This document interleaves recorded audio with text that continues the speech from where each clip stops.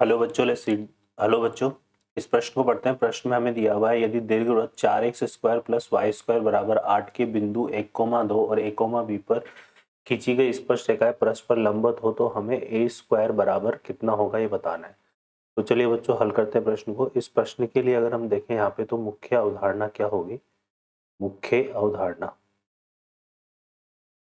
तो इस प्रश्न के लिए जो मुख्य अवधारणा होगी वो हो जाएगी बच्चों क्या, कि अगर हमारे पास कोई कर्व दिया हुआ है इस तरह से ax² plus by² plus c = 0 के रूप में, और हमें इसके बिंदु x1, y1 पर क्या लिखनी है? स्पर्शरेखा। क्या लिखनी है? स्पर्शरेखा। तो हम क्या करेंगे बच्चों, यहाँ पर ये जो x² है, यहाँ पे ये जो x² है, इसको तो हम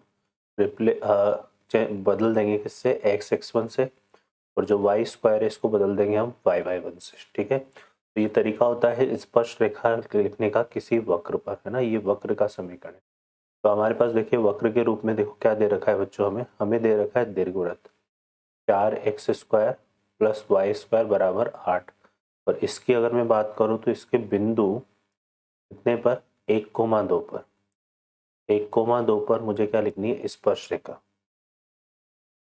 तो वो कितनी हो जाएगी बच्चों? यहाँ पे देखो ये हो जाएगी हमारे पास, ये आ जाएगी 2x, यहाँ से x² की जगह x1 आएगा, 4x इंटू 1 4x ही आएगा, और y² की जगह y में, तो ये 2y बराबर 8। इसमें से देखो 2 कॉमन आ रहा है, तो यहाँ से कितना आएगा?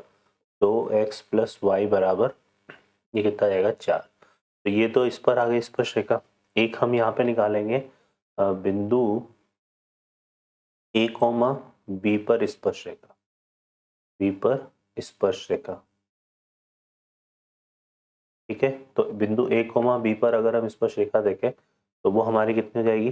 4x² की जगह एक क्या आ जाएगा? ax, और यहाँ पे कितना था? y², तो ये आ जाएगा by, और बराबर 8। ठीक है बच्चों, तो ये हमारे पास हो जाएगी। अब इसको हम देखें तो ये आ जाएगी हमारे पास दूसरी रेखा, और ये अब प्रश्न के अनुसार क्या है, 1 और 2 जो है, 1 और 2 रेखा जो है, ये क्या है? एक दूसरे के लंबवत है। क्या है ये?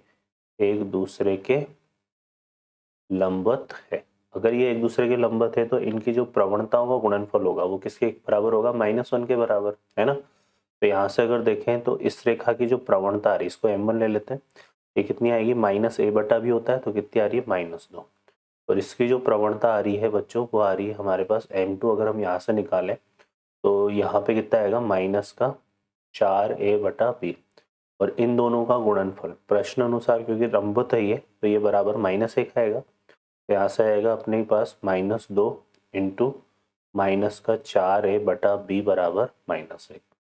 तो ये कितना हो गया बच्चों? 8a/b बराबर 1। तो यहाँ से देखेंगे तो यहाँ से अगर देखें तो b बराबर कितना आ जाएगा बच्चों? 8a। ठीक है, अब ये जो b का मान आया है, ठीक है, दूसरी अगर हम बात करें तो यहाँ पर बोला हुआ था कि ये a, b और 1,2 कहाँ है? वक्र पर स्थित है।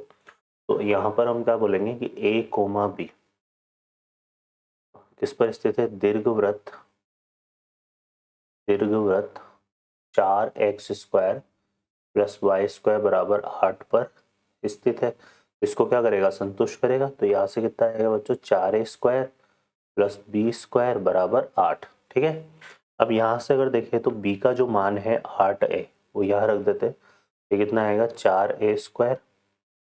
b का मान 8a रख देंगे तो ये b का स्क्वायर कितना हो जाएगा? 64।